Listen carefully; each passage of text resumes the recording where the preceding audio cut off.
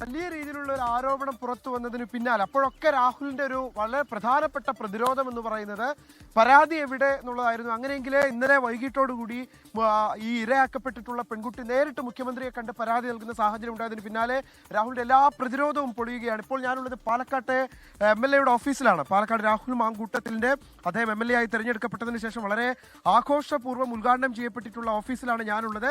ഈ ഓഫീസ് ഇപ്പോൾ അടഞ്ഞു കിടക്കുകയാണ്. രാഹുലിന്റെ വാഹനം നമുക്കിവിടെ കാണാൻ കഴിയും. അതിൽ നിന്ന് MLA ബോർഡ് ഇതിനോടകം തന്നെ നീക്കിയിട്ടുണ്ട്.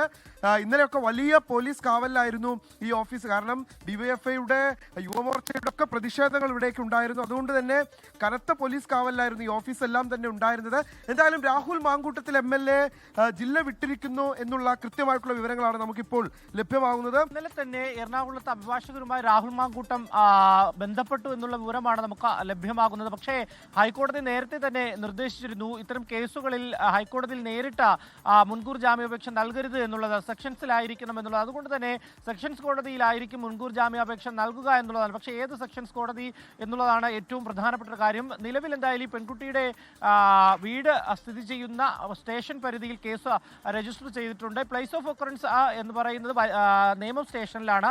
അതുകൊണ്ട് തന്നെ ഈ കേസ് നേമം പോലീസ് സ്റ്റേഷനിൽ കൈമാറും എന്നുള്ള വിവരവും ലഭിക്കുന്നുണ്ട്. ഇതിനിടെ രാഹുൽ മാങ്കൂട്ടത്തിൽ MLA ഒളിവിൽ എന്നുള്ളതാണ് നമുക്ക് ലഭ്യമാകുന്ന വിവരം. ഇന്നലെ തന്നെ ആ വാർത്ത നമ്മൾ നൽകുകയും ചെയ്തു. MLA ഓഫീസിൽ അദ്ദേഹം എത്തിയിട്ടില്ല, വീട്ടിലും എത്തിയിട്ടില്ല എന്നുള്ളതാണ്. അദ്ദേഹത്തിന്റെ സുഹൃത്തുക്കളുടെ അടക്കം ഫോണുകൾ സ്വിച്ച് ഓഫ് ആകുന്നു എന്നുള്ളതാണ് അന്വേഷണ സംഘത്തിന് ലഭിച്ചിരിക്കുന്ന വിവരം.